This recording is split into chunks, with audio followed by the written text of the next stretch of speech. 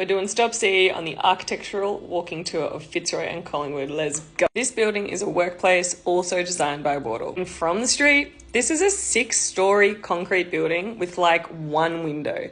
That's whack. Let's try and work out what's going on. Talk about this building, we need to talk about Australia's sun path. I'm going to go back to basics here because I really don't know what everyone's general knowledge is. In Australia, our sun rises in the east, travels along the north and sets in the west. You virtually get no sunlight if you're facing south. I studied architecture in Brisbane where it is hot. The most important rule we were taught was don't ever have a west facing window. Have a room that's heating up in the afternoon, it stays hot during the night. And I think that's what's going on with this facade. This side faces west. And I think they're trying to deal with the heat load of a western facing facade by minimizing the amount of glazing dramatically. Now this is pretty hectic. I don't think I've ever seen a commercial building get away with doing something this dramatic, like ever. If we change angles, they've almost got 2 complete sides without glazing. If you zoom out to what most of our city buildings look like these days, you can see why this is so radical. Now what gets even weirder about this building is that normally northern sunlight is the GOAT. It's what everyone wants. But this building has also decided not to put any windows in the northern facade. We can only speculate why that might happen. Being a workplace, having direct sunlight on computer screens can actually be really problematic. And that could be why they decided to put all of their glazing on the southern facade.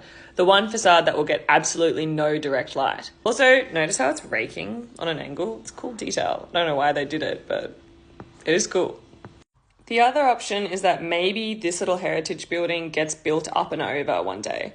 But that also doesn't seem to make a lot of sense to me because here, in this corner here, you can see that they've got one window on this side and it's at the lowest level. So if a building did go up, that would be the darkest spot for a window anyway. You'll notice again the joy and sense of discovery that a retail or ground tenancy can have when you don't have floor-to-ceiling glazing.